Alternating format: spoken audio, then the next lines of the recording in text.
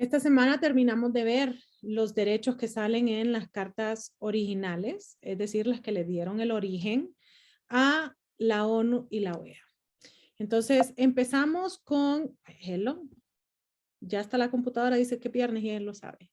Empezamos con salud y bienestar. Bueno, hablando de salud y bienestar, estábamos hablando de la vacuna, ¿verdad? Antes de empezar la grabación. ¿Tienen algunas preguntas acerca de la salud y el bienestar según la ONU y la OEA?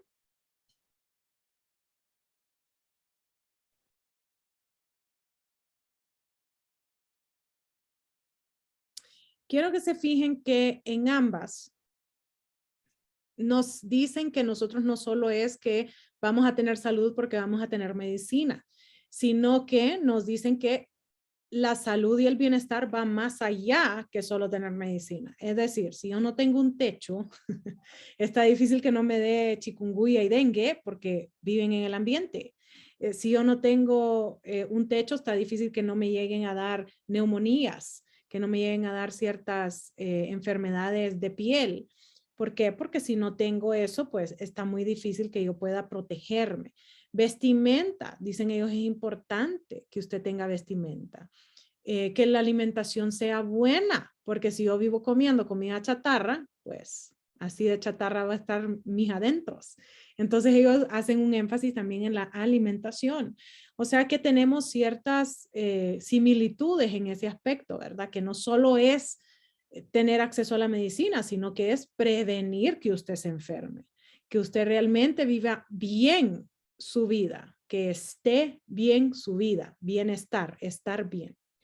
Entonces, es bien interesante ver que ellos van más allá de solo decir necesitan asistencia médica. La otra cosa que también es de resaltar es que en la ONU nos hacen énfasis en que tienen que haber personas que por sus condiciones nosotros debemos de darles una mayor subsistencia o apoyo. Ejemplo, las personas que están desempleadas, porque si usted no tiene empleo, no se puede ayudar a usted mismo, mucho menos ayudar a su familia, ¿verdad? Entonces, una persona desempleada, no estamos diciendo que siempre va a estar desempleada, pero que si llega a tener algún problema, debería de haber algo ahí para esa persona. Las personas que están enfermas, y esa enfermedad puede ser una enfermedad crónica o puede ser una enfermedad que sea momentánea, como cuál, como el COVID. El COVID existe, nosotros ya sabemos que existe el COVID normal que le ha dado a muchas personas, que hasta asintomático puede ser, que no deja secuelas, tal como la gripe, inclusive que deja una secuela buena, que que es la inmunidad natural. Esa es una secuela buena del COVID. Y luego tenemos personas que están con lo que se llama el COVID largo, que el COVID largo significa que sus secuelas le persisten en el tiempo. Entonces tenemos personas que el COVID les persiste en el tiempo. ¿Cómo qué? Como que no pueden tener el sentido del olfato, no tienen sentido de probar sus alimentos, o sea, no tienen el sentido de el olfato, el gusto por la comida, no sienten gusto al comer. Entonces, existe COVID largo y existe COVID que nos ha dado a muchos de nosotros. Además de eso, tenemos a las personas que en aquel entonces la ONU los denominaba inválidos. Hoy en día son conocidos Buenas como... noches, abogada. Buenas Disculpe la noches. demora. No, tranquilo, no se preocupe. Y luego tenemos esas personas que antes les Buenas llamábamos... noches, abogada. Buenas noches. Y hoy le llamamos capacidades distintas o capacidades especiales, le dicen. ¿Por qué? Porque una persona que es ciega muchas veces puede hacer cosas que nosotros que no somos ciegos podemos hacer. O sea que él tiene capacidades distintas o capacidades especiales. Pero básicamente de estas personas estamos hablando. ¿Es invalidez? Puede ser una invalidez que usted nació con ella o puede ser una invalidez que con el tiempo a usted le ha dado dependiendo de alguna enfermedad, circunstancias de la vida, sí, algún accidente que usted ni siquiera estaba buscando y por ese accidente pues usted ha quedado inválido. Algo bien interesante que la ONU resalta es que las personas que quedan viudas muchas veces viven con ciertos problemas. Y una de las cosas que muy poco hablamos, nosotros especialmente en Honduras, es de la salud mental. Una persona cuando pierde a su pareja, y vengo a decirles, los hombres sufren más que las mujeres cuando pierden a su pareja, pero cuando pierden a su pareja tienen un decaimiento no solo emocional, sino que en su rendición. La mayoría de ellos no rinden lo mismo en el trabajo de lo que rendían cuando estaban con su pareja, porque no tienen esa motivación, no tienen ese deseo de salir adelante, de seguir adelante. Esa viudez a usted le puede pasar en cualquier momento. Muchas personas dicen, ah, sí, los viudos, los viejitos. No, existen personas que han perdido a su pareja estando jóvenes. Eso puede suceder en países del primer mundo, sucede mucho por enfermedades. Le dio cáncer a su pareja, usted se quedó literalmente en shock de que a su pareja le haya dado cáncer. Se muere y usted se queda con 2 niños pequeños, 3 niños pequeños, un niño pequeño. Sí, entonces eso puede pasar en cualquier momento de su vida. Y una cosa bien interesante es que a nosotros nos miran distinto, las personas que vivimos en los países del tercer mundo. Las personas que quedamos viudas en los países del tercer mundo cuando somos jóvenes usualmente es por violencia. Y si no, piensen ustedes, ¿cuántos de sus amigos o conocidos han perdido a su pareja por actos violentos que hasta muchas veces ni ellos se lo fueron a buscar, estaban en el lugar equivocado en el momento equivocado? Llegaron, hicieron una masacre y ahí se fue el cristiano.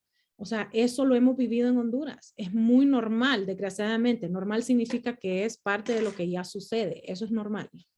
Normal no significa que nosotros lo aceptamos. Normal significa que es parte de lo que nosotros vivimos el día al día. Ejemplo, cada vez que yo viajo afuera de Honduras, se asusta la gente de que yo no me asusto de ver armas, de ver a la gente armada. ¿Y cómo me voy a asustar yo de ver la gente armada si en Honduras todo el mundo anda armado? Solo vaya usted a visitar Burger King, ni siquiera le estoy diciendo vaya a visitar el Banco Central, vaya usted a Pizza Hut, vaya usted a Burger King y lo primero que lo recibe a uno es un guardia con una gran ametralladora. O sea, para mí es normal ver armas. Para los europeos es la cosa más chocante ver a alguien armado. Uy, no, anda una 9 milímetros. Y una 9 milímetros no es nada de eso. Eso lo anda uno aquí en la espalda en Honduras. ¿Qué le pasa, verdad? O sea normal usted. ¿Por qué? Porque para ellos lo normal es no andar armados. Entonces, para nosotros en los países del tercer mundo, las personas que se quedan viudos jóvenes es por cuestiones de violencia usualmente.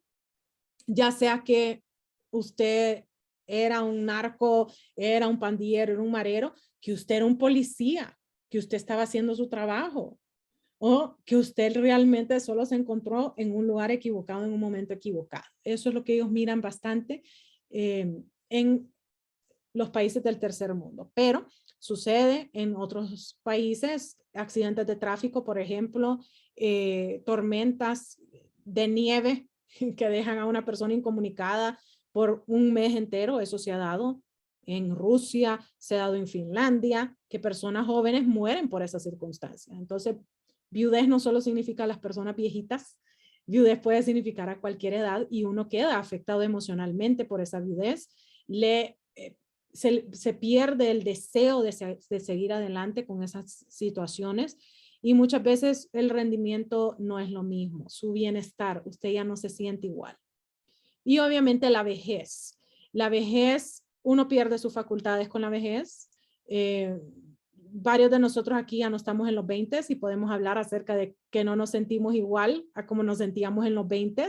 En los años 20 era un viernes, señores, yo a estas horas estaba preparándome para ir a cenar con mis aleras, a ir a hablar acerca de qué era lo que había pasado y qué era lo que íbamos a hacer.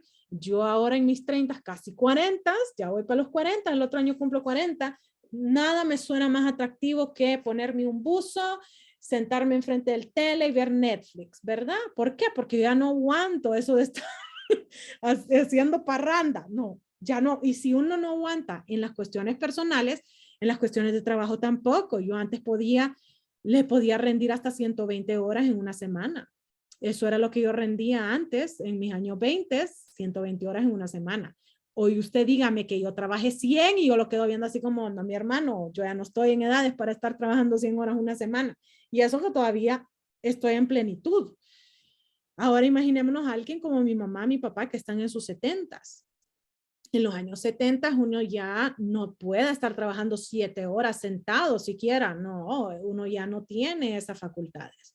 ¿Qué es lo que debemos de hacer con ellos? No hacerlos sentir de menos, sino que buscar una manera en que ellos puedan realmente trabajar, porque el trabajo, yo sé, una frase muy conocida es que el trabajo dignifica, pero es que el trabajo también a uno le da oportunidad de socializar.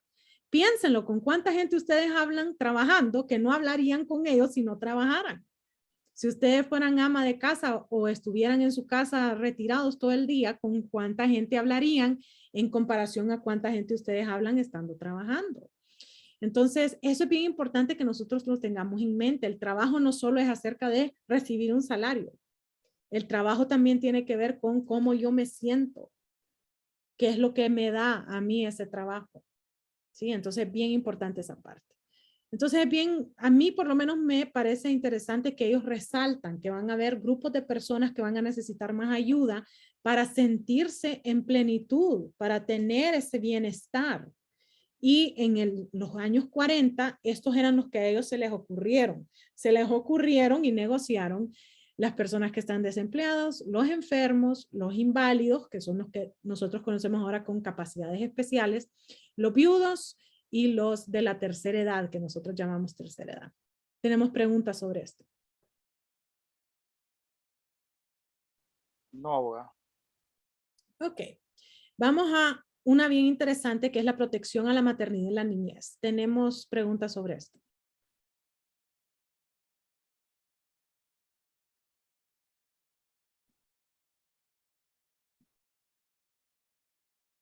No, abogada, bueno, esa la vi así como le puse bastante atención y la verdad, lo que decía ahí usted en el video de que protegen al bebé, ¿verdad? Al niño y no a la madre, o sea, como usted decía, no es que se le da el ácido fólico y todas las cuestiones esas por la mamá, sino por el bebé que viene en camino. Esa parte pues es como bien interesante, ¿va? ¿Qué cosa, va? Que se protege bastante al niño, al bebé. Es correcto. Es fascinante realmente qué es lo que dice el derecho internacional acerca de los niños. Al niño en la Convención de los Derechos del Niño, que la estudió Leslie, creo. O Leslie fue Leslie, usted fue los niños, creo. En el preámbulo dice que nosotros tenemos que proteger al niño antes de nacer, durante el parto y una vez que ha nacido. O sea que ya desde el preámbulo le viene anunciando, tenemos que proteger a esos niños desde antes. ¿Por qué? Bueno, porque si la madre no tiene los nutrientes y las vitaminas necesarias, ¿cómo se va a desarrollar ese niño? Es por eso, ¿verdad?, que la mujer hoy en día toma ácido fólico antes de preparar un embarazo. Es ¿Verdad? correcto. Porque a veces si nosotros hacemos eso, ¿verdad? El niño, ¿verdad?, está protegido y vamos a evitar, ¿verdad?, un aborto, ¿verdad?, a temprana edad. Y aparte la mujer después de que ha tenido su niño es importante que siempre se siga tomando su ácido fólico. Especialmente si está dando de lactar. Acuérdense que la lactancia le roba todas las vitaminas y todos los nutrientes a la madre. Dígame, Cristian. Sí, buenas tardes, abogada. Buenas tardes. Mire que yo tenía algo así, una duda, ¿verdad? Que sí quisiera saber su opinión en este caso. Porque si mal no recuerdo, leí creo que fue la Convención de Derechos Humanos, no recuerdo cuál fue, pero que dice que se considera la vida humana desde el momento de la concepción. Pero también he escuchado sobre leyes de aborto en otros países que consideran que se puede abortar al niño antes de las 12 o 14 semanas. Entonces, ¿cómo aplicaría aquí? Porque se supone que es un humano al momento de la concepción, pero da 12 semanas o 14 en la que podemos abortarlo. Y pues no deberíamos considerar en cuidar más a este ser humano que ya lo considera la ley como ser humano. Miren qué interesante. Esta apreciación que tiene Cristian tiene dos implicaciones. Primero, ¿cuándo inicia el humano y cuándo inicia la persona? Pues la ciencia nos dice que el humano inicia desde que la mujer está embarazada, desde el momento de la concepción. Desde ahí es cuando inicia la vida de ese ser único e irrepetible. No es como que Dulce sale embarazada y dicen, miren, ve, ahorita voy a hacerme un aborto, pero en 9 años voy a salir embarazada del mismo. No, no va a salir embarazada del mismo. Va a ser otro niño el que va a tener Dulce dentro de ella. Entonces ese es un ser único e irrepetible. Eso nos lo dice la ciencia. ¿Qué es lo que dice la ley? Pues eso va a depender bastante de cuál es la jurisdicción en la que usted esté. La Convención de la OEA, la Carta de Derechos Humanos de la OEA, no es la de las Naciones Unidas, es el de la OEA, nos dice que ese niño se considera humano desde que está concebido. Entonces, si tenemos un humano, ¿ese humano tiene derecho a la vida, sí o no? Esa es la pregunta. ¿Un humano tiene derecho a la vida o una persona tiene el derecho a la vida? A ver, ¿quién me quiere decir? El ¿Quién humano tiene derecho El a la vida. humano, el humano. Pues para Sí, nosotros, y según nuestra legislación en Honduras, y según lo que ustedes me expresan, el que tiene el derecho a la vida es el humano. Según su catedrática, el que tiene el derecho a la vida es el humano. Y usted no debería de poder quitárselo, el derecho a la vida. Pero, según otras legislaciones, el que tiene el derecho a la vida es la persona. ¿Y qué legislaciones son esas? Las que permiten el aborto, pero también las que permiten la pena de muerte. Acuérdese, usted cuando ha sido condenado pierde su personería jurídica, pero no pierde su humanidad, ¿cierto? Entonces, ¿por qué lo matamos? Porque según esas jurisdicciones, el que tiene el derecho a la vida es la persona, no es el humano. Entonces, esa es una primera consideración. Segunda consideración de cómo hago yo válido eso. Si yo he firmado estos tratados, Estados Unidos ha firmado ese tratado y ellos aceptan no solo el aborto, sino la pena de muerte. Piénsenlo. Ellos aceptan la pena de muerte. Han matado a hondureños en cadena perpetua que luego les ponen la inyección letal y adiós, goodbye. Y no importa lo que haga el Estado de Honduras, ellos le dicen, no, mire, ve, él fue condenado, a él se le acusó de haber asesinado, ejemplo, el hondureño en Texas que asesinó a 2 mujeres. Después a una la violó y después la asesinó. Y a otra la asesinó y después la violó.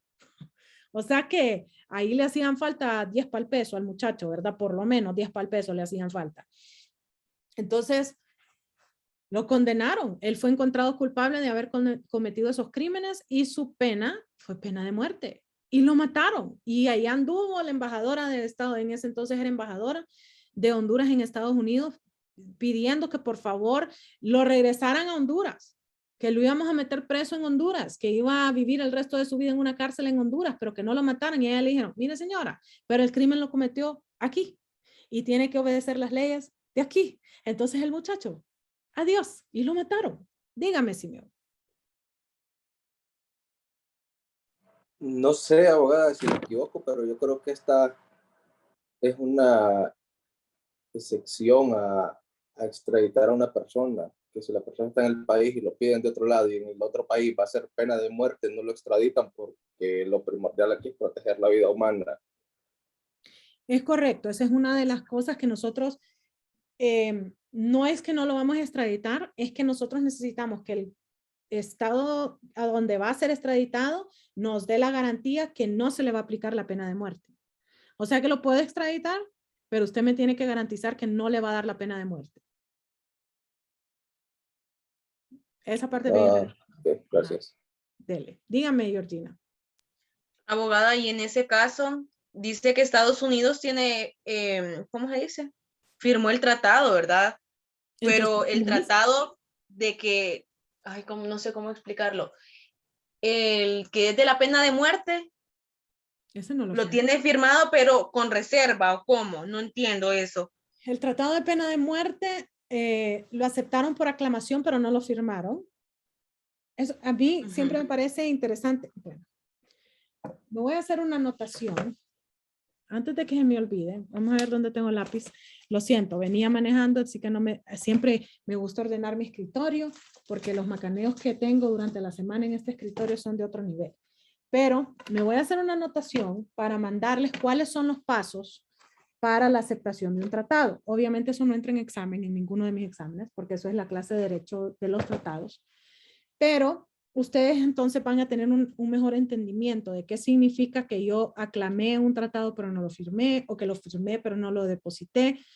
Entonces ahí les voy a mandar eso. Me comprometo con ustedes para mandarle esos pasos. Abogada, y en ese caso de que fue un hondureño que fue, le aplicaron la pena de muerte ahí en Estados Unidos, los familiares de acá de Honduras podrían demandar a Estados Unidos por eso que cometieron, ¿o no? Miren qué interesante la pregunta de Georgina. La respuesta es no. Yo pienso que no, porque recordemos que si ha cometido un delito en otro estado, ¿verdad? Ellos se basan a su legislación, tienen todo el derecho de aplicarla. Y no, pero no se pueden basar en el derecho de la vida, pues. Ok, entonces, ¿cómo hicieron? Si ellos firmaron el tratado que dice que el derecho a la vida, usted lo tiene que defender, no lo puede violar, firmaron el tratado, lo ratificaron, lo depositaron, está firme en Estados Unidos.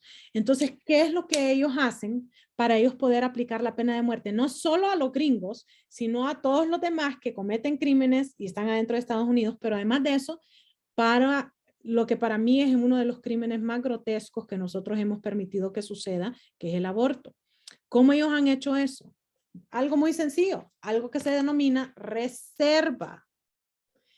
Todos los derechos, todos los estados tenemos el derecho soberano a la reserva.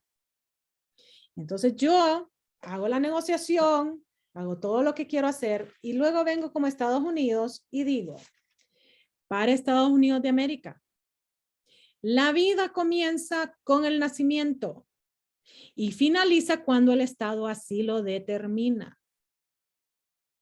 Entonces, ¿él a qué se comprometió? ¿Él se comprometió a defender a los humanos o él se comprometió a defender a las personas? A las personas, pues, considero, abogada. Entonces, ¿él violó el derecho cuando mató al hondureño o no? No, por la reserva que hizo. ¿Ahí está? Es así de sencillo. Entonces, sí, abogada. en teoría, es un debate bien hermoso. ¿Quién es el que tiene el derecho a la vida? ¿El humano o la persona? Pero en la práctica, ¿cómo hago yo eso efectivo? Pues yo el estado de Honduras lo dejo tal cual, no hago reserva, porque ahí lo que dice es que el derecho a la vida comienza en la concepción. O sea que el tratado me está reconociendo a mí lo que yo pienso, que es que la vida tiene que protegerse desde el momento en que usted es concebido.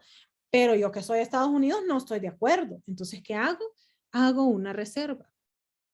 Yo sé de paso, Honduras antes hacía reservas muy buenas, excelentes diría yo. Hoy en día dejan mucho que desear. Reserva que es la de cajón, la que Honduras hace, la de cajón, me digo yo a esa.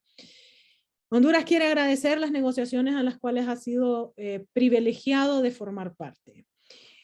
Honduras acepta todo lo que en esta resolución aparece, excepto lo que viola la Constitución y sus leyes. ¿Qué estoy diciendo con eso? Piénselo. Que le está dando primacía a la Constitución y no al tratado. Pero yo dije ¿cuál Constitución? Yo dije ¿cuál ley? La Constitución vigente en el momento de la firma, siquiera dije yo eso. Repítalo, abogada, ¿qué dijo? Dice, Honduras acepta todo lo que en este tratado se disponga o todo lo que en esta resolución se disponga, excepto lo que esté en contra de la Constitución y sus leyes. ¿Qué significa eso?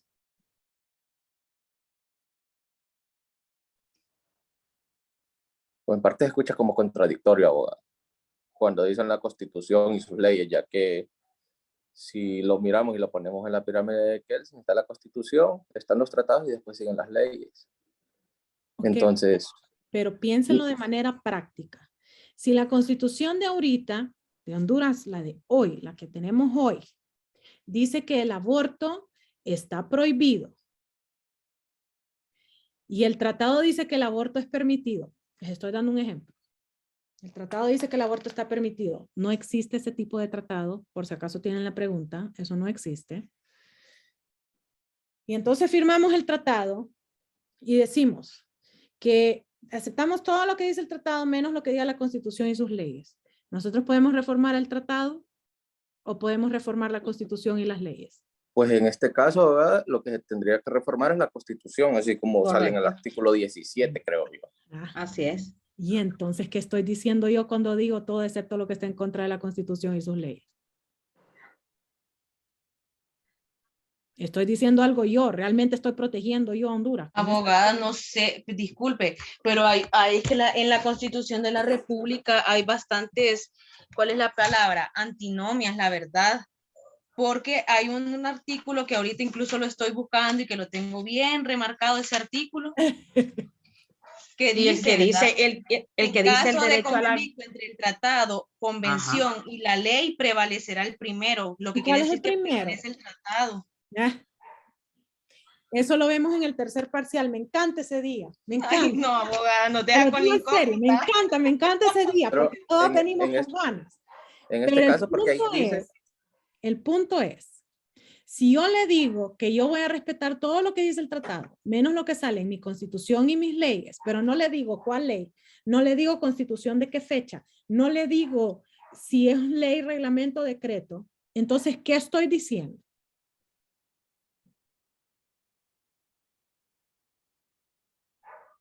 Se lo voy a decir en el mundo práctico. Estoy invitándolo a que llegue a Honduras y que me ayude a cambiar mis leyes. Eso es lo que estoy haciendo. En pocas palabras, acepta todo. Lo acepto por mientras. Así le digo yo. Esa reserva significa lo acepto por mientras. Por mientras cambio lo otro.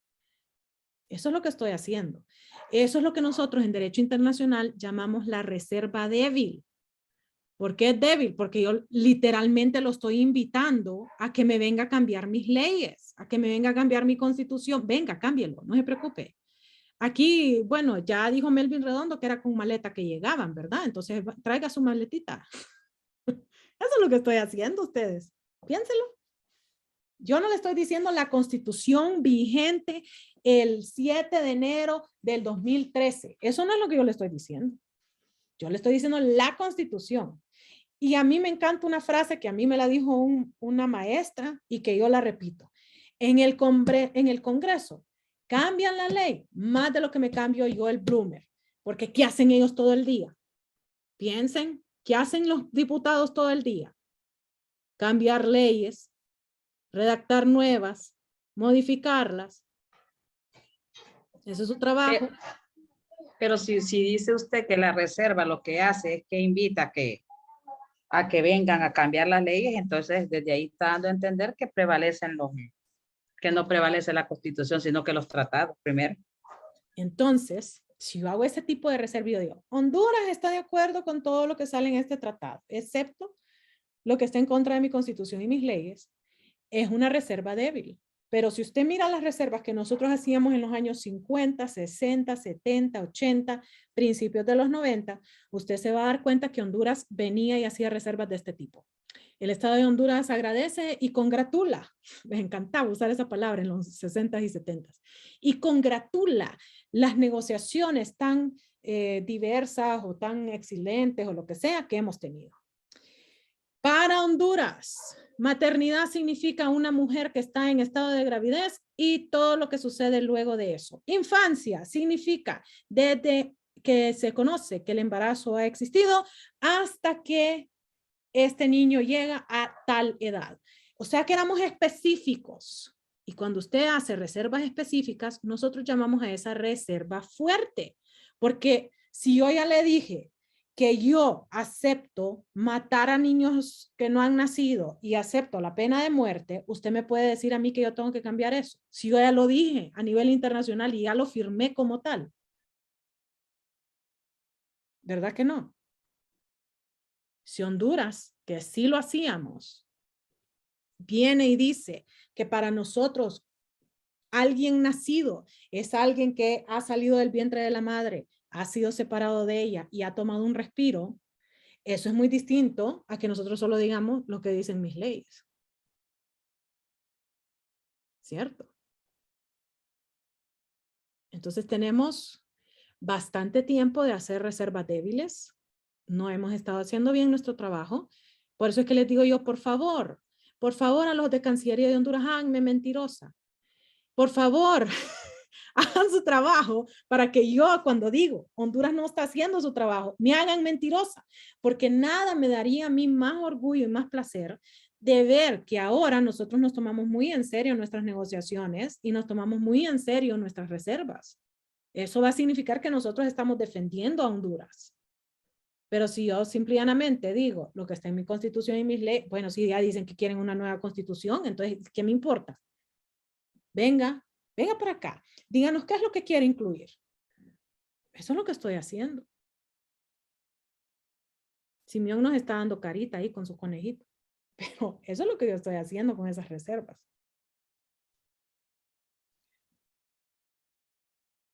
Ya no es conejo, abogador, es iguana. ¿El qué es? Una iguana. Ay, Dios santo. Miren, es iguana ahora. Antes era conejo ustedes. Por eso dije conejo. Ok. Igualdad de origen. Este es bastante importante también, de que no importa si yo nazco adentro o fuera del matrimonio. Yo sigo siendo hijo. Eso era bastante novedoso en los 40 y nosotros lo tenemos aún. Si usted tiene un código civil con un poquito de tiempo de existencia, usted va a ver que existía lo que decían los hijos legales y los hijos naturales. Eso todavía existía. Hoy en día no lo tenemos porque tenemos el código de familia. Pero en aquel entonces en nuestro código civil todavía hacía una distinción. ¿Por qué nosotros hacíamos esa distinción? Porque queríamos forzar que la gente solo tuviera hijos adentro del matrimonio. Pero nos hemos dado cuenta a nivel internacional. Ni siquiera es en países del tercer mundo, no, en los del primer mundo también.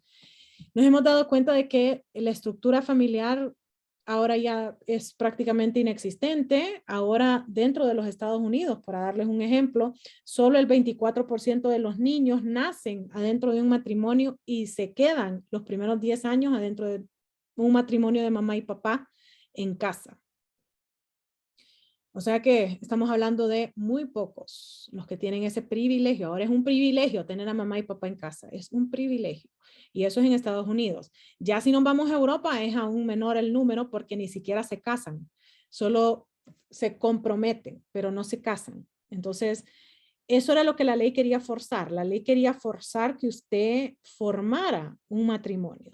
Eso es lo que querían forzar. No se logró por medio de la ley. Inclusive, pues, muchos movimientos sociales han hecho de que eso sea menos existente hoy en día, ¿verdad? Entonces, ¿qué culpa tiene ese niño de haber nacido adentro de un compromiso? O adentro de un amachinamiento, lo que llamamos nosotros en Honduras, en machiné. ¿Qué culpa tiene ese niño de haber nacido allí? ¿Qué culpa tiene el niño de haber nacido en un papá y una mamá que ni siquiera se miran? O sea, el niño no tiene culpa. Entonces, lo que queríamos hacer con esta igualdad de origen era quitar el estigma que teníamos en esos niños. Les recuerdo algo bastante feo, que se oye bastante fuerte, que los niños que nacían afuera de los matrimonios eran considerados bastardos legalmente. Esa era la palabra que usábamos para ellos, bastardo. Entonces, hoy en día nosotros usamos esa palabra de insulto, pero era una palabra legal. A esos niños les denominábamos bastardos y no tenían los mismos privilegios legales de los que tenía un niño, porque los niños eran los que nacían en un matrimonio, el resto eran bastardos. O sea, momentos difíciles en la historia, realmente momentos difíciles, ¿verdad? Tenemos preguntas. También, ¿verdad, abogada, que algunas personas llaman hijos ilegítimos, algo así, ilegítimos? Sí, ¿verdad? los legítimos y los ilegítimos, Ajá, o los sí. legítimos y los naturales, así era que les decían. Ajá, es cierto, tiene razón. Es que él es mi hijo natural. Dijo, ¿y cuáles son los hijos que no son naturales ustedes? ¿Será que es robot uno de esos niños que otro? Así les decía yo, y es que tenés un robot, vos les decía yo. No, es que este lo tuve por fuera. Es más, conozco, para que ustedes miren que pasa en todos lados, no solo donde uno piensa, ahí en el campo remoto. Conozco una familia en donde el esposo amaba andar regando cipotes. Lo amaba, era lo que más amaba, porque él decía, es que los recién nacidos son bellos y no sé qué, y yo amo ver a las mujeres embarazadas, era su cosa, él era su cosa. Entonces con la esposa tuvo 3 hijos, número normal, ¿verdad? 3 hijos. Por fuera tuvo 7 hijos, y adivinen quién acababa criando a los hipotes, la esposa. Y yo, o sea, a mí no me vengas con un niño recién nacido a que yo quiera criarlo, si yo ni siquiera, no sé nada de este tipo, o sea, explíqueme usted. Pero él era así, y la esposa, ay, sí, son bellos, mira que tiene la naricita del fulano. Y yo, pero vos tenés ahí problemas también, ¿verdad? Porque vos le estás aceptando que vaya a andar con a saber qué mujer, a traerte a saber qué enfermedad a la casa. O sea, yo era la insultada. Y ella, no, qué lindos. O sea, hay de todo en este mundo, ¿verdad? Porque sinceramente estar criando 7 hijos que ni de ellas son, bueno. No, abogada, y las señoras de antes, mucho tiempo atrás, pues, realmente de ese pensamiento, yo como le digo a mi esposo, a la primera infidelidad que yo me dé cuenta, goodbye, va, adiós, adiós, adiós. Y, por ejemplo, en el caso de mi papá, ese señor tremendo, ¿verdad? Y mi mamá fue así, o sea, son de esas señoras como sumisas de antes. Y tuvo algunos hijos por fuera con mi mamá en matrimonio, 3 hijos, somos 3 hermanos. Igual mi mamá dice, yo siempre supe que yo no iba a tener o 2 o 3 hijos. Y fíjese, abogada, que igual, o sea, mi mamá traía a nuestros hermanos y ahí va todo. Ahora, bueno, la única parte buena de esto, me imagino que moralmente ella sufrió, ¿verdad? Me imagino yo. Pero ella como dice, bueno, al final coseché algo bueno porque los hijos de mi papá que nacieron fuera del matrimonio con 2 mujeres, o sea, adoran a mi mami, o sea, ellas el día de la madre ahí vienen, el día del cumpleaños ahí vienen con sus detalles y Dalila tal cosa, si mi mamá está enferma, ahí vienen. Entonces, por lo menos le digo, bueno, al menos hizo algo bueno, le digo yo, porque la quieren mucho, pero no todas las personas son así de agradecidas. Esta señora que les digo que crió 7 hijos, ya el menor es 5 años menor que yo, o sea que ya son adultos, ¿verdad? Estos niños. Uno de ellos sí, o sea, la detesta, no la puede ni ver y vos que hiciste que mi papá no estuviera con mi mamá. Y, o sea, ¿verdad? De esa mentalidad. Le digo, vos ya estás crecidito, ya deberías de entender que si tu papá no quería estar con tu mamá es porque él no quería estar. O sea, entendés esa parte, ¿verdad? Pero el resto, los otros 6, ay no, la adoran, le dicen mami, la pasan, a veces les digo yo, óiganme, ellos la cuidan mejor que sus propios hijos. O sea, ¿qué onda con ustedes? Entonces, eso sí lo he visto yo también, ¿verdad? También conozco de otras familias que nada que ver, los hijos por fuera, ellas los han criado y después andan hablando pestes de la mujer, ¿verdad? Pero el punto que queríamos con esta igualdad de origen es que no importa quién es su mamá, no importa quién es su papá, usted sigue siendo un niño, usted no es un bastardo, usted es un niño que tiene sus mismos derechos, ¿verdad? Que cualquier otro niño. Entonces eso es bien importante que miremos que hasta en 1948 fue que eso fue una realidad legal. Antes de eso todavía seguíamos con los naturales y los legítimos y los ilegítimos, ¿verdad? Ay, la finalidad de la educación me encanta, porque esto no lo tenemos. Leslie nos puede decir acerca de cómo es esta educación tan robótica que tenemos ahora, ¿verdad? Apréndase esto, recite esto, cuando en realidad la finalidad que nosotros deberíamos de tener es aprender a ser buenos ciudadanos. Un buen ciudadano es aquel que respeta los derechos y los deberes, aquel que ayuda a tener una buena convivencia social, el que crea amistades, el que es tolerante, el que conoce de otras culturas. O sea, ese es el buen ciudadano. ¿De qué me sirve a mí que usted me sepa recitar la tabla del 12 si ni siquiera sabe que existen los lencas en Honduras? Sí, el otro día me topé con un hondureño que no sabía que los lencas existían. Ajá. Le digo, oíme, ni siquiera te estoy hablando de una tribu como los Tahuacas, que siquiera por el nombre está un poquito difícil acordarse, le digo. Te estoy hablando de los lencas que son conocidos en todo el mundo por su alfarería.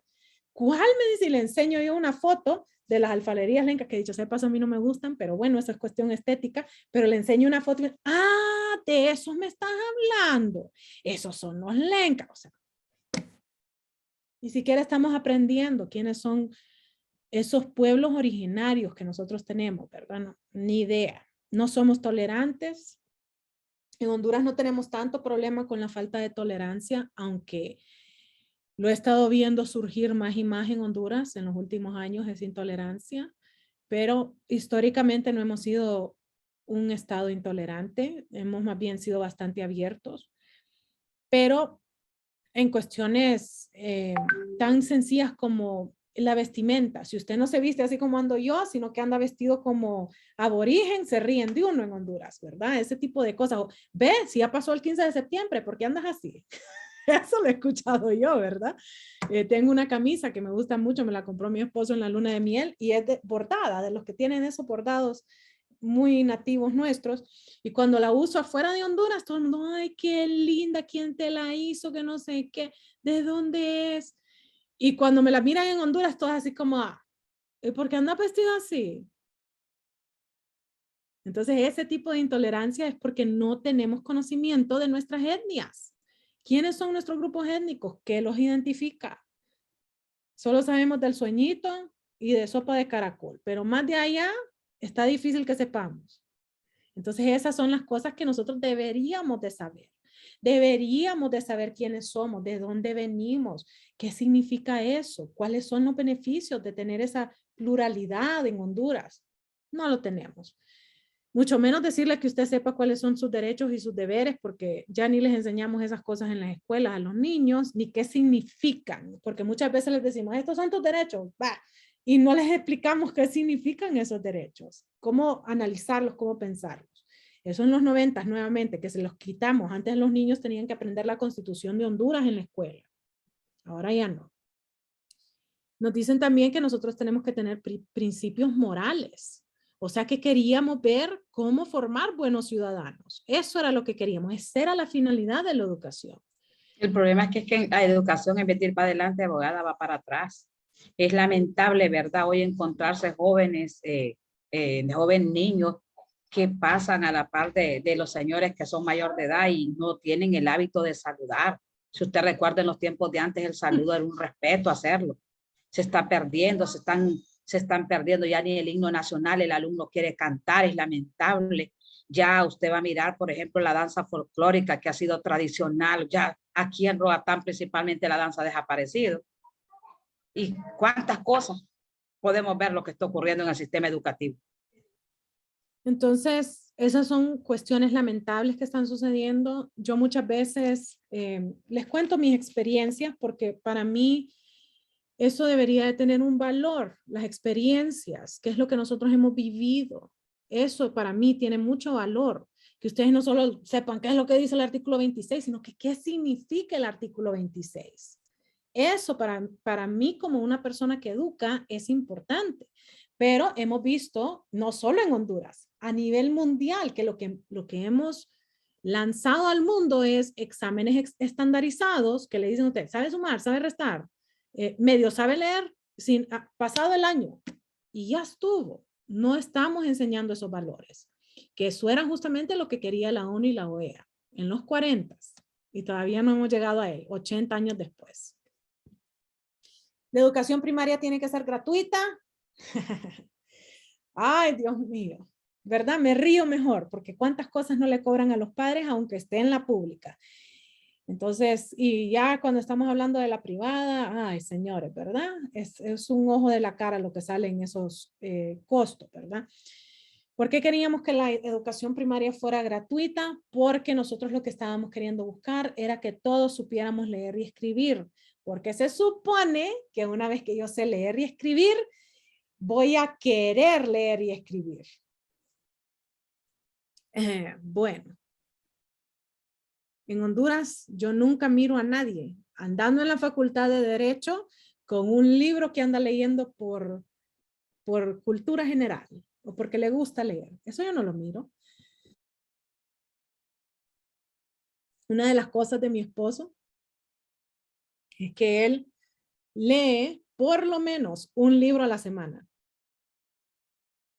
Quiero que piensen, ¿quién de ustedes conoce a alguien que lee un libro a la semana?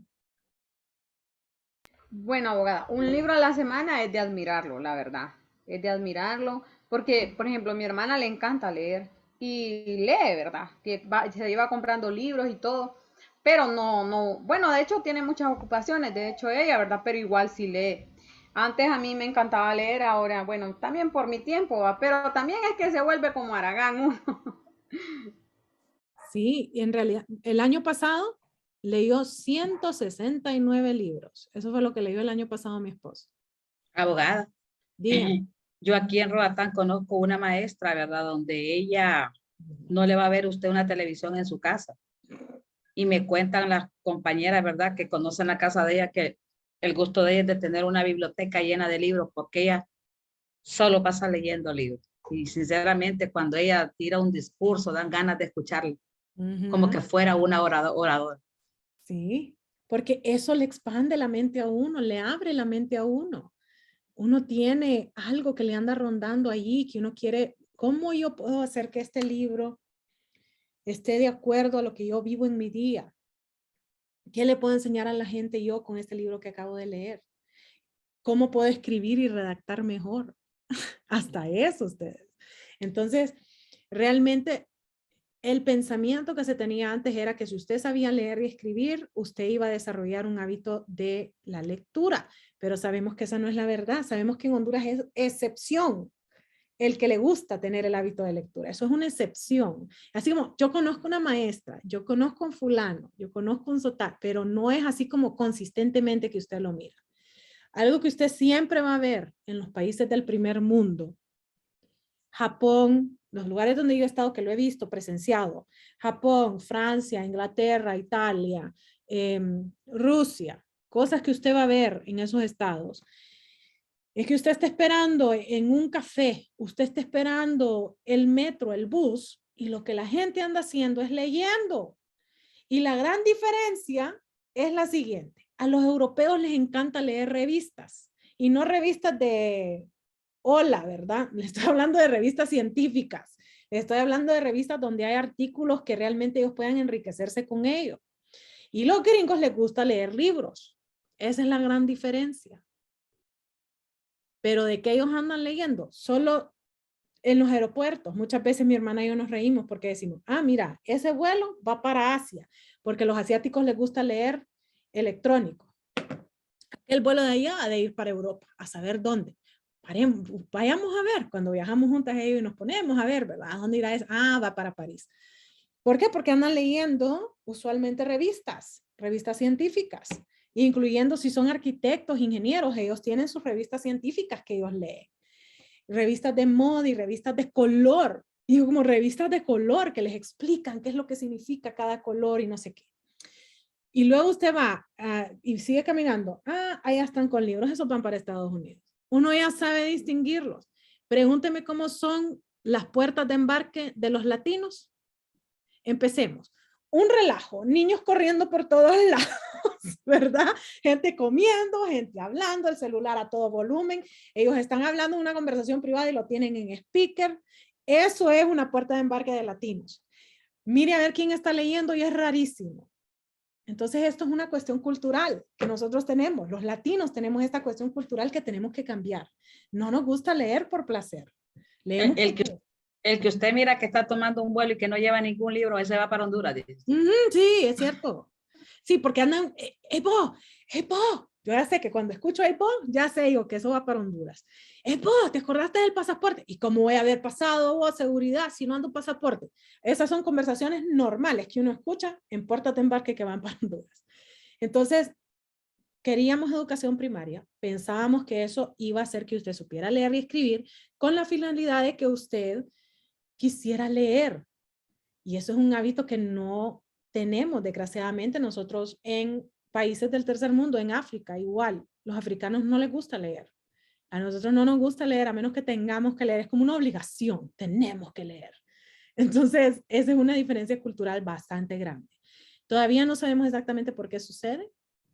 No sabemos qué es lo que está sucediendo. ¿Será que no vemos a mamá y papá leer? ¿Será que lo vemos como una imposición que la escuela nos hace leer?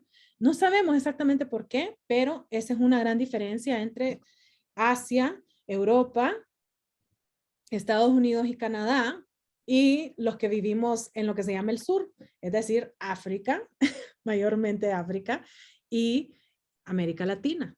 Esa es una de las grandes diferencias que tenemos. Ya sabiendo que debería de ser gratis la educación primaria, pasamos a la secundaria, que dice la ONU que debería de ser accesible. ¿Tienen preguntas sobre la educación primaria y la secundaria?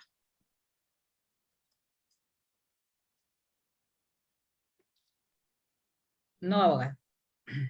Les recuerdo que accesible significa, si yo quiero ser un pastelero, debería de haber una escuela desde la secundaria que me ayude a mí a tener las habilidades que necesito para ser pastelero. No necesariamente todos vamos a ser abogados, no necesariamente todos vamos a ser médicos. Pregúntale a mi hermana y ella llora cuando le hablan de derecho. Dice que es la cosa más horrible que existe. Y yo, ¿qué? Es la cosa más bella que existe.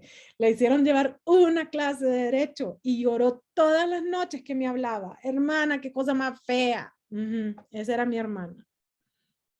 Entonces no todos vamos a ser abogados, no todos vamos a ser médicos, no todos vamos a ser ingenieros. Hay gente que va a ser de otras profesiones y que pueden tener mucho éxito, inclusive hacer más dinero que nosotros, trabajando menos horas que nosotros en su profesión. Entonces no nos enfoquemos tanto en, número uno, en crear empleados. Eso no puede ser bueno para ninguna economía.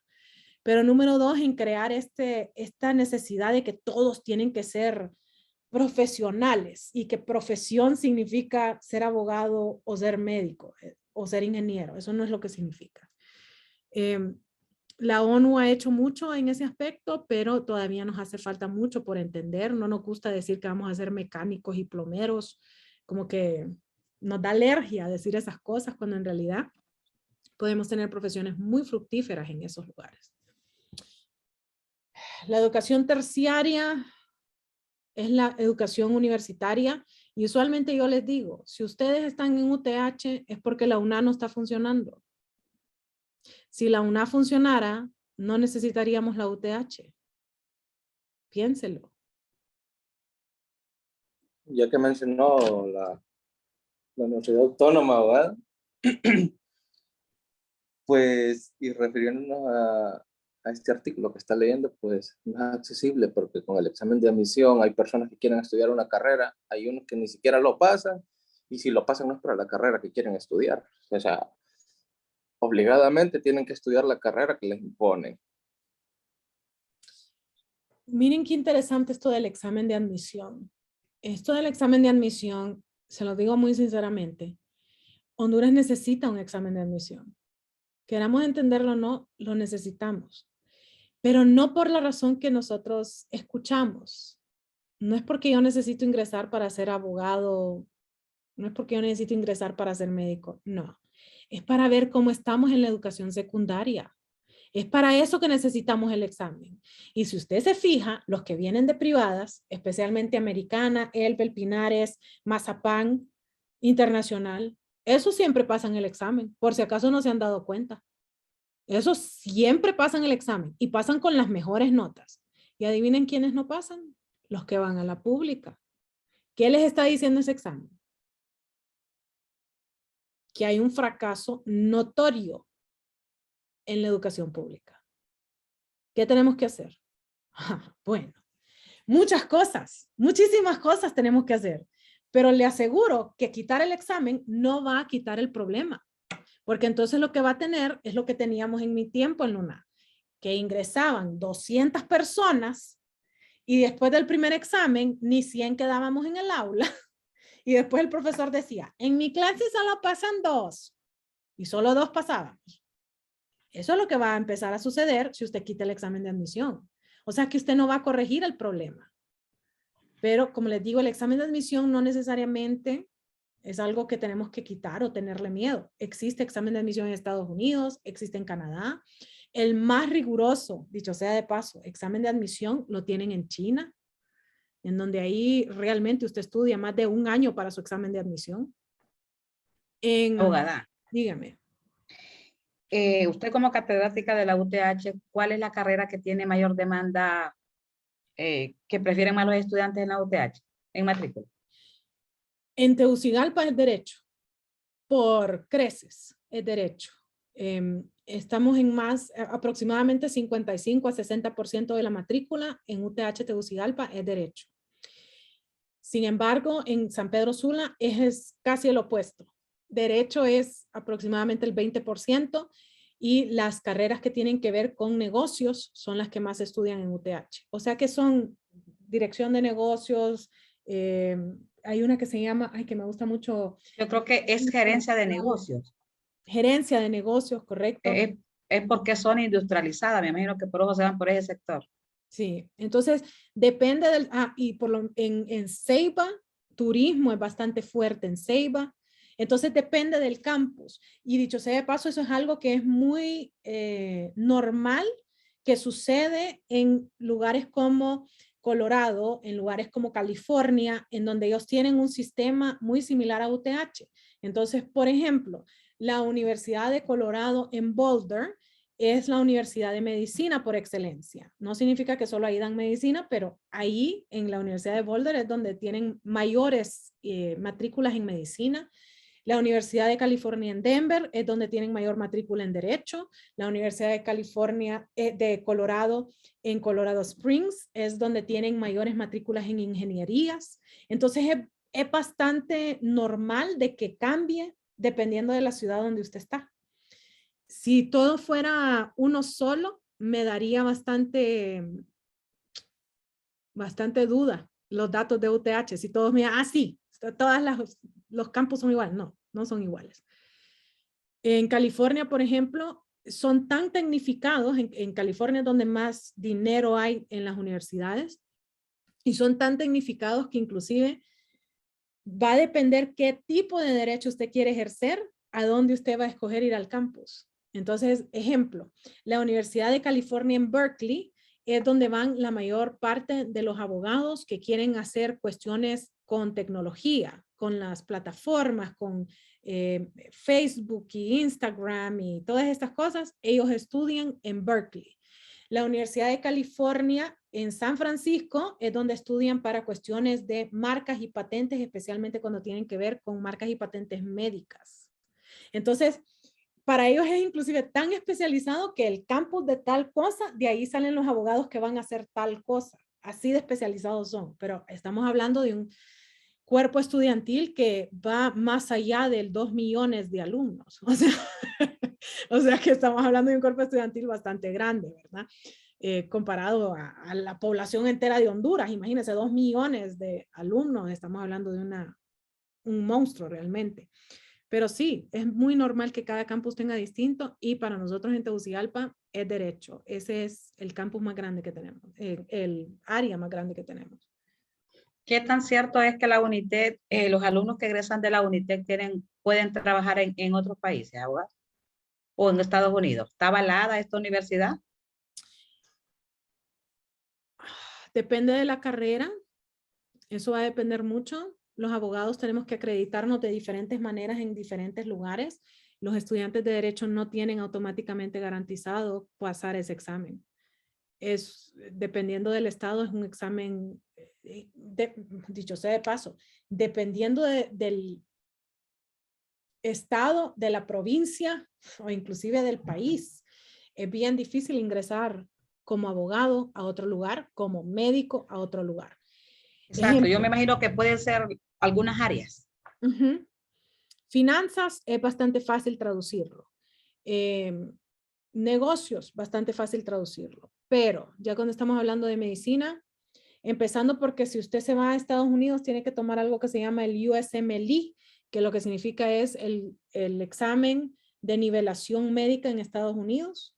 Y ese examen no solo le exige las cosas que le exigen en Honduras, sino que el uso de maquinaria actualizada, que usualmente ahí es donde fallamos. Solo para darle un ejemplo. Para un estudiante que estudia abogacía en otro país, vamos a decir que es centroamericano, como en el caso de Nicaragua, ¿usted cree que presente debilidades aquí para desempeñarse, verdad, en los órganos jurisdiccionales por la legislatura, o en el caso, ¿verdad? Porque nosotros tenemos nuestra legislatura y esos países tienen su propia. Porque yo veo bastante hondureño estudiando abogacía en Nicaragua. En serio, esa no me la sabía, esa es nueva para mí. Vamos a buscar aquí este de acá, este mapita de acá. Este mapa les va a ayudar, ya sacaron la clase Derecho Internacional Privado. No, ok. Este mapa les va a ayudar en esa clase. Todo lo que ustedes miran en azul son países que usan nuestro mismo sistema. Todo lo que miran en azul. Lo que ustedes miran en rojo o rosado son los países que nosotros conocemos como los anglosajones. Algo bien interesante en ese mapa es que Nueva Orleans, donde viven la mayor parte de los hondureños, tienen un sistema mezclado, que ahí los hondureños sí tenemos mayor propensidad a poder ejercer. Aquí, en Luisiana, donde está Nueva Orleans. Entonces, todo lo que ustedes miran en rosado, estamos hablando de Inglaterra, Australia, África del Sur. Esto es otro sistema normativo completamente. Poder ejercer en esos lugares, empezando porque si no sabe hablar inglés está difícil, pero además de eso es un sistema completamente distinto al nuestro, entonces es más difícil poder ejercer en ellos. Los ex colonia de Gran Bretaña. Luego tenemos el amarillo se practica mayormente en la India, pero ese es el tipo de derecho que nosotros practicamos en el derecho internacional. Por eso es que es tan importante que cuando usted se dedica al derecho internacional saque una maestría, porque es un sistema normativo completamente distinto al nuestro. Tiene elementos nuestros, tiene elementos del anglosajón, o sea, es una mezcla muy interesante, pero es completamente distinto. Luego tenemos los que están en verde, que si se fijan son los países que están dominados por los musulmanes, que ellos practican otro tipo de derecho completamente distinto, que se basa en el Corán, se basa en la ley Sharia. Luego tenemos Israel, vamos a ver si lo hago más grande, el mapa tal vez se mira Israel, ahí está, Israel. Entonces si ustedes miran Israel les va a salir en blanco. Israel tiene su propio sistema porque ellos siguen la ley judía. O sea que el Antiguo Testamento, eso es lo que se sigue en Israel. O sea que usted no puede venir y decir, yo quiero ahora que se prohíbe el divorcio. No, porque en el Antiguo Testamento era permitido. Así de sencillo. No es como que vamos a discutirlo, no. Si en el Antiguo Testamento estaba permitido, entonces es permitido en Israel. Y luego tenemos uno que es el más chiquito de todos. ¿Por qué? Porque es el punto más pequeño que vamos a encontrar en este mapa, que está dentro de Italia, este de aquí, que es el Vaticano. Y el Vaticano sigue la ley canónica. Es decir, que para ellos es el Antiguo Testamento y el Nuevo Testamento. Eso no significa de que sea el más pequeño porque no influye a otros estados, sí nos influye y mucho. ¿Por qué? Porque nosotros tenemos católicos que tienen que seguir esa normativa. ¿Quieren bautizar un hijo? Eso no es el Estado de Honduras el que le va a decir cómo es. Esa es la Iglesia Católica. Y les recuerdo cuando estudiaron en Derecho Constitucional, sí quedó tiempo. Y yo siempre digo eso porque yo di la clase y a mí no me quedó tiempo de decirles muchas cosas en esa clase. Pero si les quedó tiempo, su profesor les pudo haber hablado acerca de la extraterritorialidad, que significa que si yo estoy en la Embajada de Honduras en Washington, yo estoy en Honduras. Eso es lo que significa extraterritorialidad.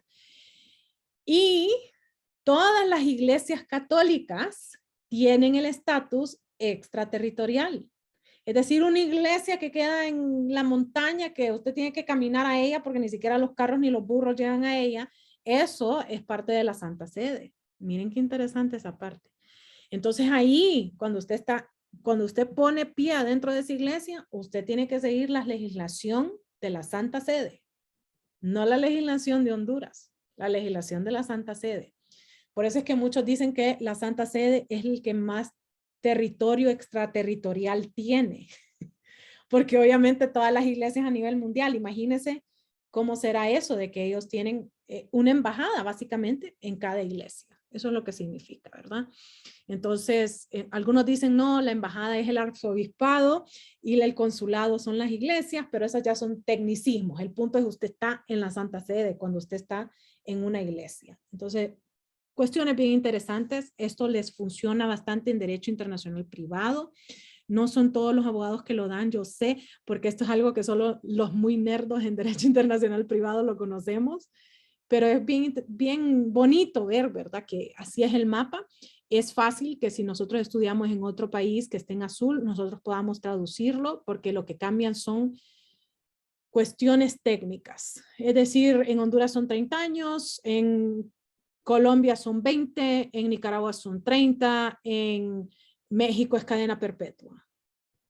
Entonces estamos hablando de tecnicismos, lo que cambia, pero no cambia el procedimiento, no cambia. Entonces todas las cosas procesales no cambian.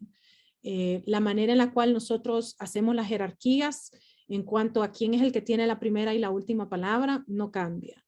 ¿Qué es lo que tenemos que respetar? Tampoco cambia. Entonces, los que están en azul es donde nosotros podríamos ejercer fácilmente. Los que están en rojo es difícil poder hacer ese cambio.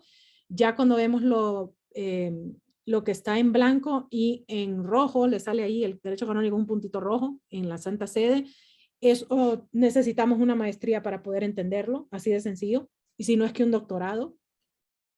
En Honduras solo hay una persona que tiene maestría en Derecho Canónico y tiene mucho trabajo porque es el que le lleva todos los casos a los civiles que necesitamos hacer algo con la Iglesia Católica. Entonces es bastante fructífero tener esa maestría, pero también es costosa sacarla. Y cuando ya estamos hablando de los verdes, ese es el más difícil para nosotros porque no logramos entender cómo son. Tendríamos que leer su propio instrumento religioso, entender cuáles son las leyes y pues aprender a vivir en ese sistema que no es muy fácil, especialmente para las mujeres. No es muy fácil el sistema musulmán, para nada, ¿verdad? No podemos manejar en ciertos de estos países, por ejemplo, porque la mujer no debería de andar sola. Entonces, si usted anda con alguien, alguien la maneja. Entonces, usted no sabe manejar, no puede andar licencia de conducir, por ejemplo. Entonces, ese montón de cosas son bien interesantes dentro de su sistema, pero en lo personal no me gustaría vivir ahí. Sería bien difícil, además que todo es en árabe, o sea que mucho menos de que nosotros vamos a poder ejercer en esos lugares, ¿verdad? Entonces, ese es un mapa mundi de los diferentes sistemas normativos externos coercitivos. Y si ustedes se fijan, ahí hay 6 diferentes sistemas normativos externos coercitivos. 6 es lo que hay a nivel mundial. Los principales son lo que se conoce como la ley civil o el sistema civil, occidental civil, le dicen ciertos juristas, la mayoría de los juristas le dicen occidental civil, que es todo lo azul, y luego está el occidental común o la ley común, que es todo lo que ustedes miran en rojo, rosadito, eso es occidental común, Estados Unidos, por ejemplo. Entonces, muy interesante esto es de internacional privado, pero cuando di la clase me daba gusto porque les ponía casos y cómo se podía resolver eso en diferentes jurisdicciones, ¿verdad? Me encantaba hacer eso. Y muchos de mis alumnos me decían, pero esto no es verdad. Jaja, bueno, así es la que no es verdad. Entonces, esas son cosas bien interesantes que usted la mira en derecho internacional privado. Lo vemos en cuestiones comerciales, lo vemos en cuestiones de personas. Me quiero casar, me quiero divorciar, quiero tener un hijo, quiero sacar la nacionalidad. Todas esas preguntas son internacional privado.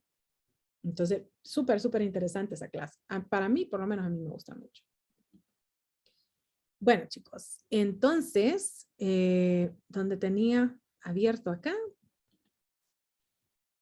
y les comparto, ¿dónde tenemos acá? Vamos acá por la 9, o sea que vamos a más de medio palo. Vamos a compartir elección educativa de los padres. Este es muy importante. Si yo quiero que mis hijos sepan hablar inglés, quiero que sepan hablar español, quiero que sepan hablar francés. Esas parecen ser como la mayor cantidad de opciones que tenemos en Honduras. Es aprender otro idioma que sería inglés o francés. Eso es lo que yo miro. Pero puede ser que hayan otras escuelas que les enseñen otro idioma, pues eso va a ser decisión de los padres. Eso nunca debería de ser decisión de los estados, nunca. Cómo yo crío a mi hijo, cuáles son las reglas que le pongo, que si él va a ser católico, va a ser protestante o no va a tener ninguna religión. Todo eso es la elección educativa de los padres, cómo yo voy a educar a mi hijo. ¿Tienen preguntas sobre esto?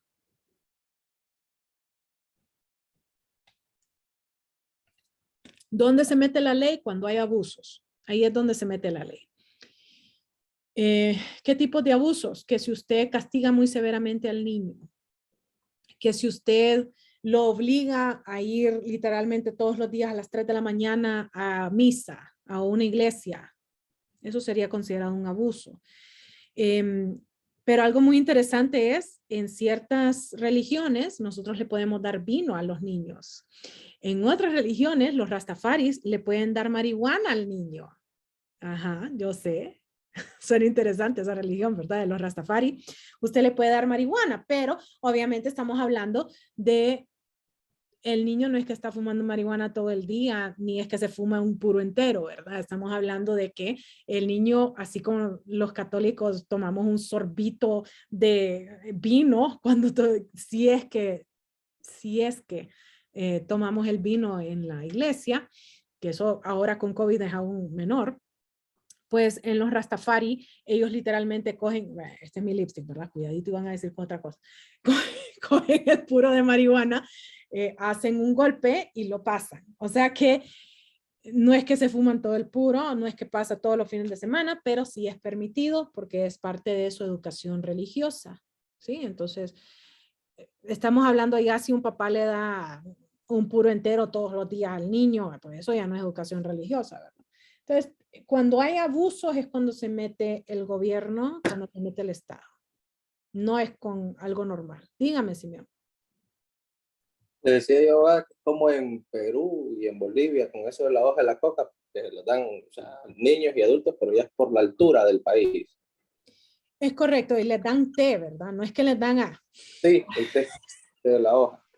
No es que les dan a inhalarla, sino que les dan té de hoja de coca, ¿verdad? Tiene cierto efecto psicodélico, pero es muy bajo, muy, muy bajo. Es más el efecto sobre los pulmones, ¿verdad? De la hoja de coca. Luego vamos a la vida cultural. En la vida cultural tienen, bueno, mejor dicho, tienen preguntas sobre la educación y los padres. Paso entonces a la vida cultural. Tenemos preguntas sobre esto.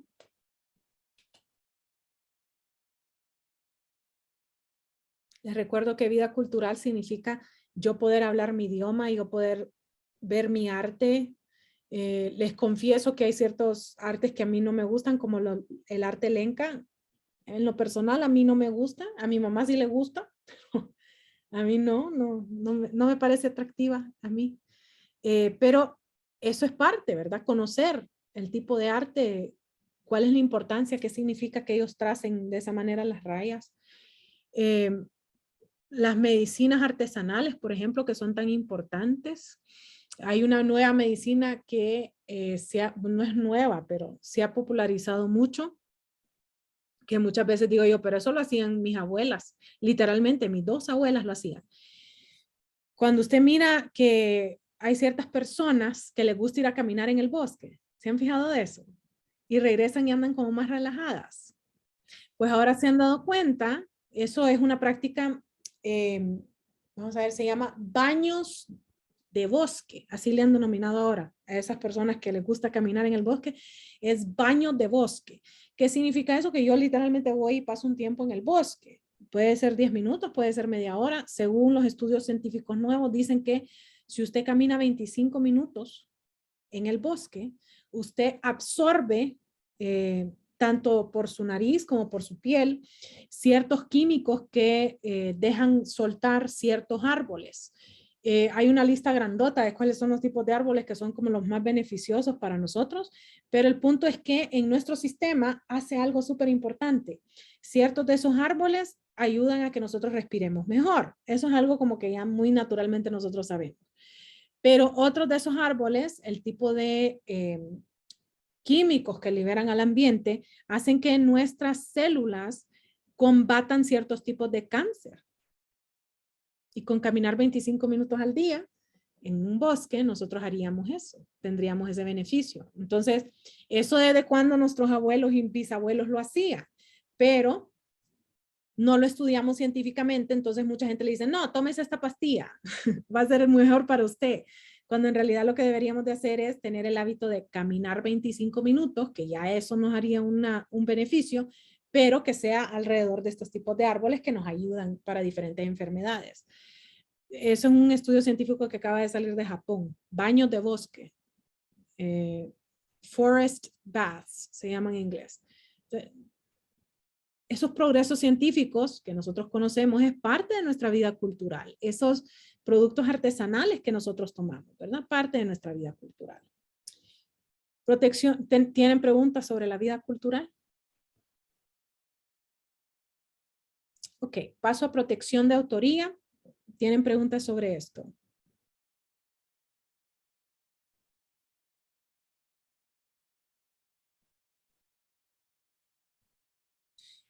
Les recuerdo que hay dos tipos de intereses que son importantes, el interés moral y el interés material.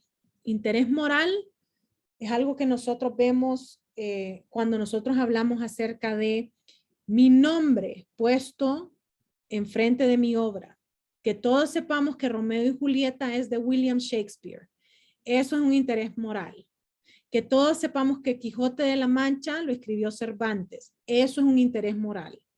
Y ya cuando hablamos del interés material es, yo voy a ganar $20 por vender este libro. Ese es el interés material. Entonces es bien importante que ustedes sepan que existen los dos, que los dos son importantes, que no muchas veces el que tiene el interés moral va a tener el material. Puede ser que yo escriba un libro, pero otra persona sea el que percibe la ganancia o que lo dé yo gratuitamente. Pero esa es mi decisión, ¿no? O sea, muy diferente a que yo escriba un libro y ni siquiera aparezca mi nombre. Eso ya es una violación al interés moral. ¿Tienen preguntas sobre este?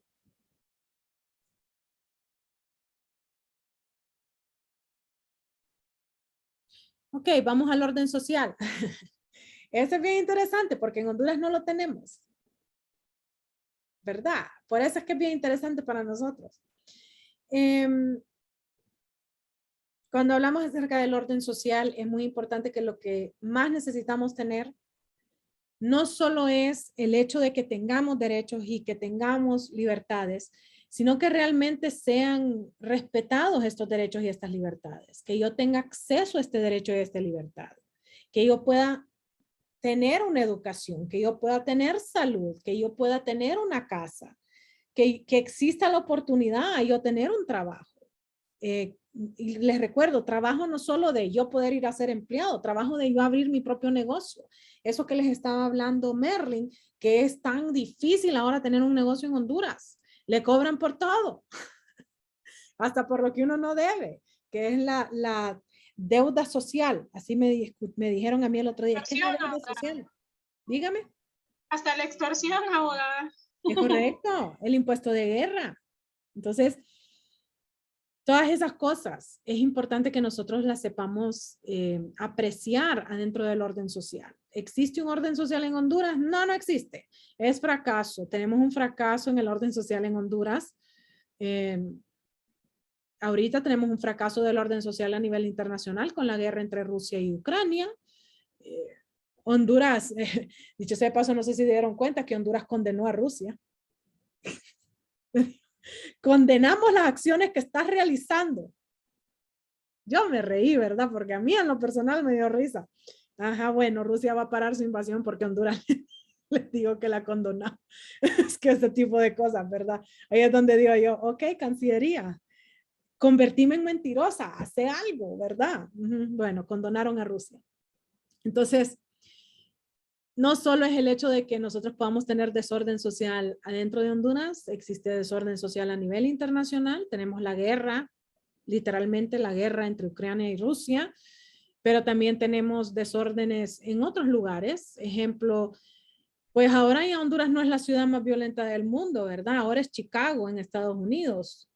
Muchas personas dirían, ¿cómo es posible que en Estados Unidos a usted lo violen, lo maten, lo secuestren? Pero eso sucede también en un lugar que se llama Chicago, que es muy conocido, que es de donde proviene o donde vivió su vida de adulto el presidente Obama. O sea que hasta un presidente ha dado y aún así es un desastre. Entonces, orden social, algo que necesitamos trabajar mucho. No son efectivos esos derechos, no son efectivas esas libertades, no solo en Honduras, sino que hemos visto ya a nivel internacional, ¿verdad? Esas violaciones. El imperio de la ley. Tenemos preguntas sobre el imperio de la ley.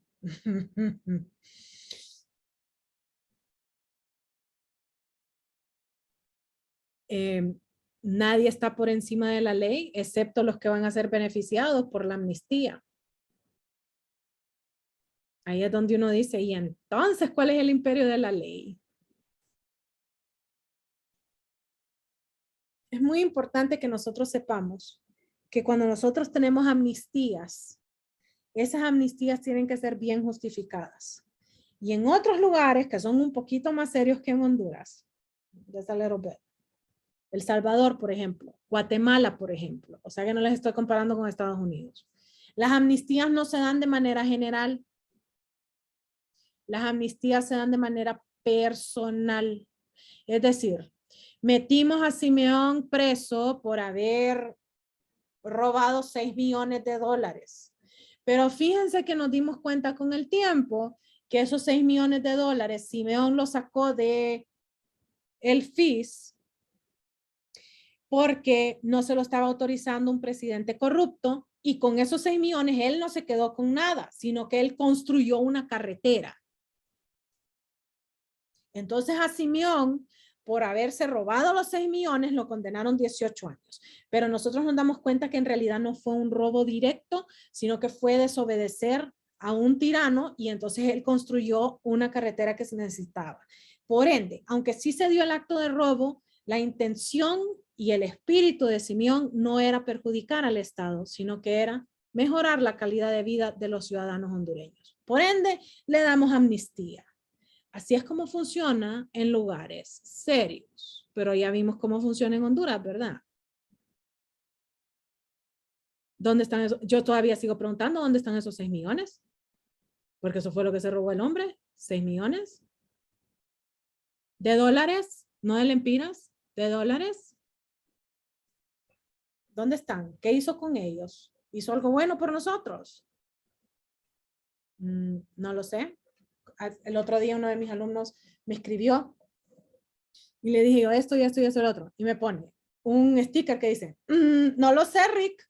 Qué risa me ha dado. Me dio risa cuando lo leí. No lo sé, Rick, porque así estoy yo ahorita. No lo sé, Rick. Entonces el imperio de la ley, nadie debería de estar por encima de la ley.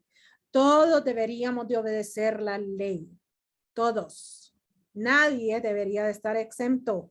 Porque cuando empezamos con esas excepciones es cuando empiezan los problemas. Eso es lo que estamos hablando. Cuando hablamos de la prohibición de suprimir derechos, significa que todos los derechos que salen en la Convención de las Naciones Unidas tienen que quedarse de manera íntegra, que no deberíamos de empezar a decir, sí, pero este no aplica, pero este no aplica.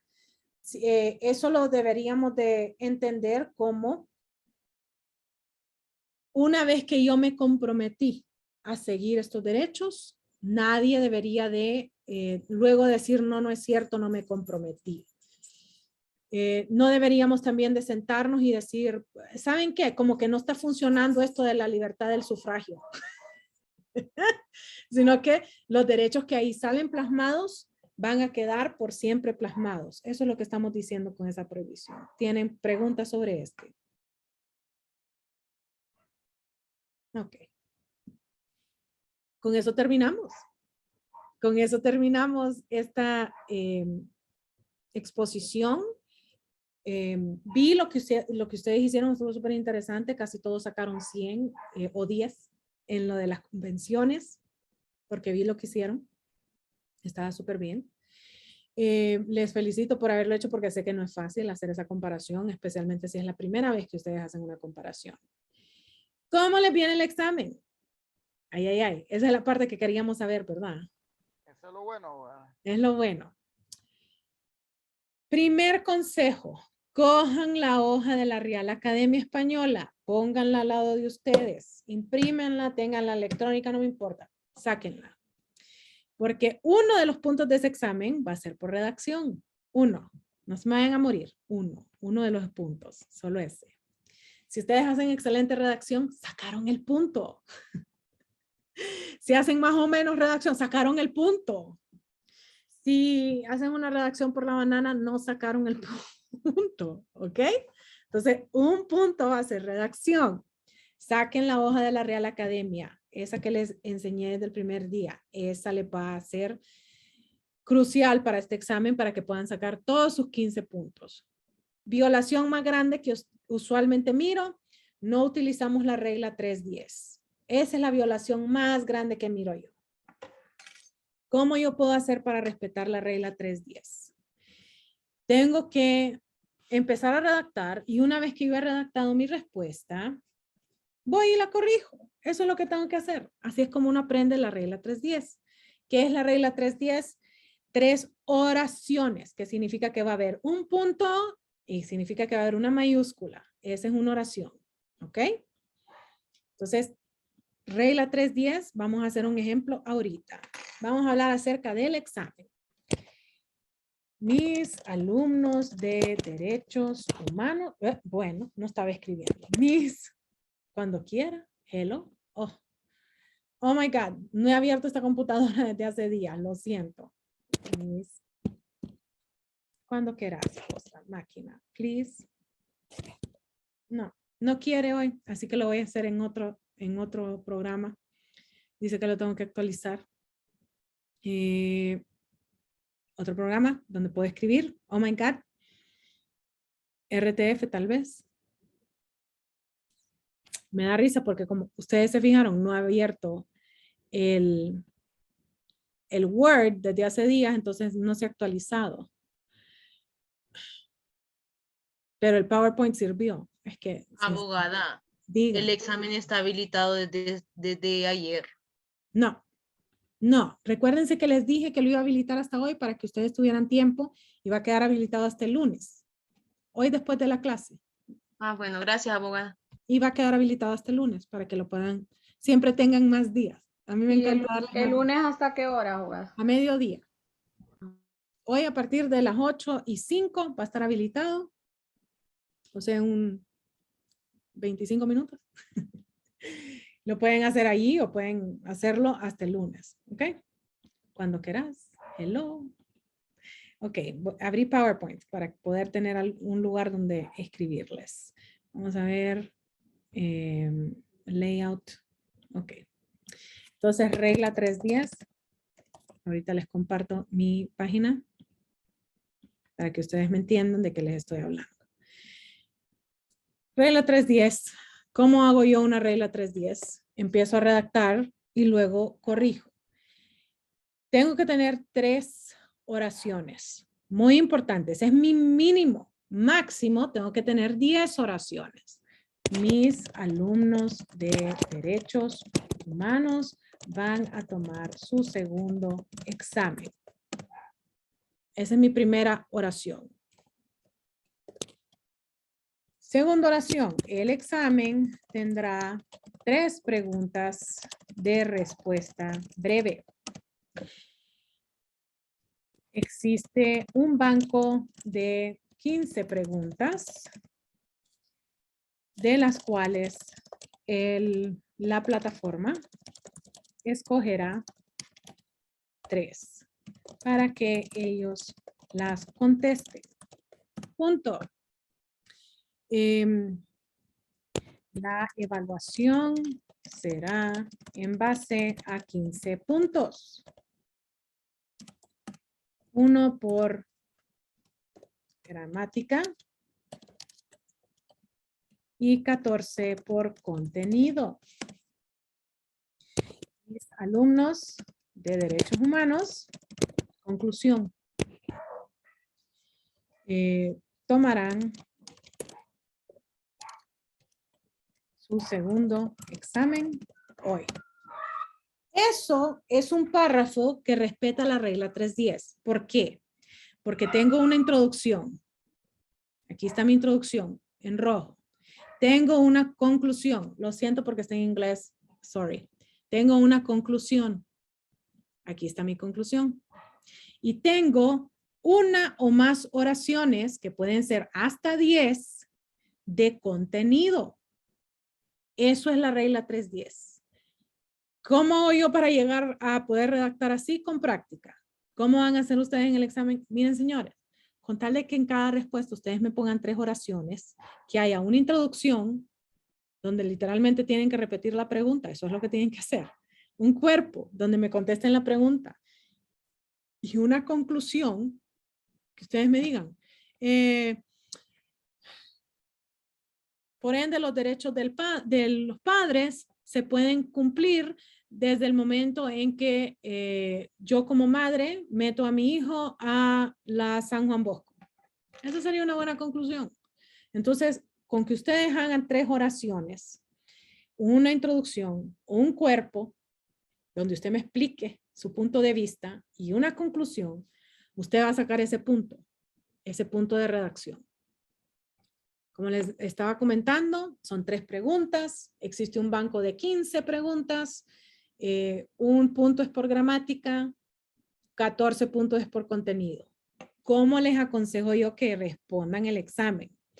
Háganlo en Word, háganlo en RTF, háganlo en cualquier programa, no me importa cuál usen. Guárdenlo en su computadora. Luego, péguenlo en su examen. ¿Por qué? Porque ahorita estamos en semana de exámenes, la plataforma se satura y a veces les queda pensando, yo sé, y los friquea y los paniquea. Entonces, ¿qué van a hacer? En cada uno de esos cuadros que ustedes tienen que contestar, si les sigue dando vueltas, ustedes solo van a poner Word o van a poner archivo o alguna palabra y luego lo van a salvar así. Que eso lo que significa es que usted me va a mandar el archivo, ya sea por WhatsApp, ya sea como adentro de la plataforma. Yo usualmente les digo usen WhatsApp, que ahí yo sé que no se pierde y los dos tenemos confirmación de que yo lo recibí. Esa es la parte que me gusta, ¿verdad? Entonces mándemelo por ahí, es lo máximo. Pero si no puede hacerlo, no le gusta hacerlo, mándemelo a mi correo, mándemelo por la plataforma, de cualquier manera que yo lo reciba, no hay problema.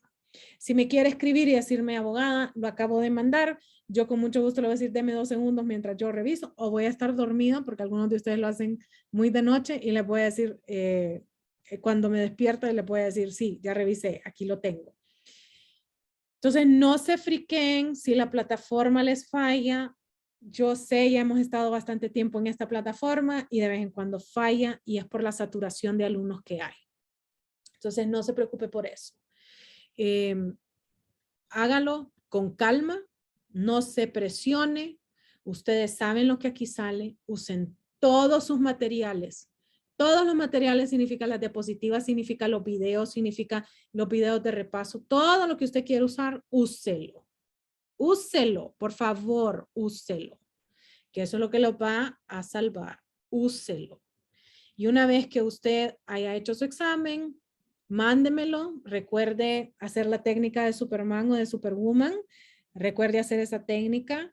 Aquí el propósito no necesariamente es que usted sea un experto en derechos humanos. Aquí el propósito es que ustedes entiendan qué es lo que sale en estas convenciones. Entonces, eso es lo importante que ustedes sepan. Les deseo suerte. Tienen toda la capacidad para poder sacarme 100, así que espero 100. Eso espero. Tenemos ciertas que están todavía en línea para sacar 100 en toda la clase, así que espero esos 100. Quiero esos 100. Yo soy una de esas catedráticas que les gusta que les saque 100, así que hágalo, trate, es posible. Y si tienen algún problema, ya sea con la plataforma o con cualquier otra, se me fue la luz, se me fue el internet, si yo también vivo en Honduras, solo escríbame. Escríbame que yo con mucho gusto le voy a ayudar si estoy despierta. Si estoy dormida, pues no le voy a ayudar hasta el día siguiente, quizás. Pero si estoy despierta, yo le voy a ayudar con mucho gusto, ¿ok? El examen abre a las 8:05 de hoy y cierra el lunes a mediodía. Si necesitan más tiempo por cualquier razón, especialmente si se fue la luz, se fue el internet o todo lo demás, escríbame que yo con gusto voy a ver cómo hago para habilitárselo, ¿sí? Esas serían mis indicaciones. No sé si tienen preguntas o problemas o algo así. O si estamos bien. Dice Jocelyn que tiene un corazoncito, así que le creo, Jocelyn. Venga por ese 100. Abogada, disculpe. Dígame. El 100 no creo, ¿verdad? Pero buena No, nota. con esa actitud, no. Actitud mental positiva, por favor. 100. Dígame. Son 15 preguntas, ¿verdad, abogada? No, dígame, Merlin. Son 15 preguntas que vienen en el examen. 3 preguntas. Son 3 preguntas de respuesta breve. Eso es lo que les va a salir. 3 preguntas de respuesta breve. El banco son 15, que significa que no van a tener el mismo examen.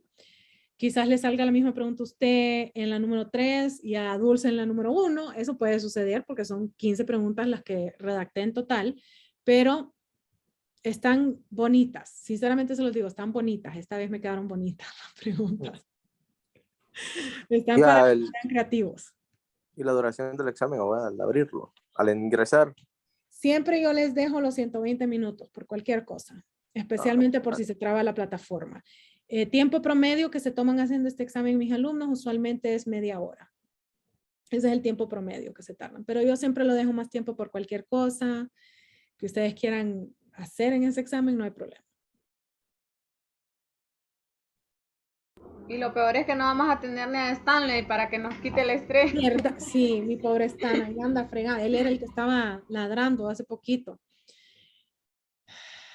Anda hiperactivo. Óigalo, ahorita empezó a ladrar otra vez. Solo dije que estaba ladrando y empezó a ladrar otra vez. No, pero bien, si quieren les mando foto. Ahí tengo una foto. Ay, no, necesidad tengo de darle picos cuando lo miro ahí, porque se pone tan lindo. Y le puedo mandar una foto. Ahorita se la voy a mandar. Tal vez así no se estresan. Es que siempre nos mira y hoy no nos ha visto. Por eso debe ser que está así. Está loco porque le acaban de cortar el pelo. Entonces anda feliz porque no tiene calor. Eso es todo lo que tiene. Entonces anda exhibiéndose porque mírenlo. Ay, no, si es que es una cosita hermosa. Se los acabo de mandar al chat.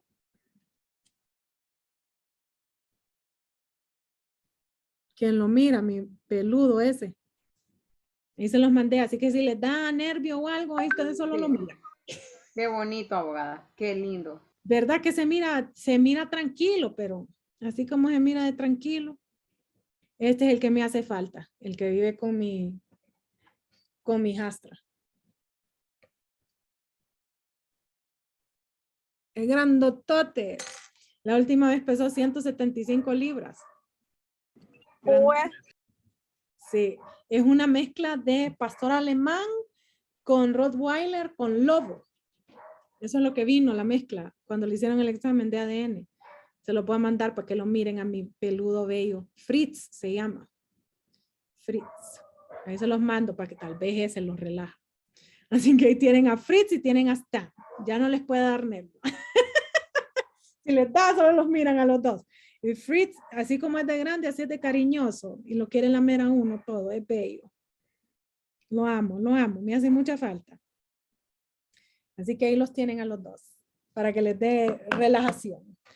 Así que, ¿tienen alguna otra pregunta? ¿Algo que les pueda ayudar?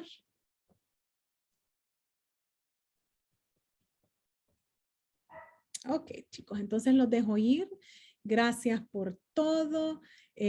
Recuérdense de relajarse. Recuérdense que saben. Dígame, Jocelyn.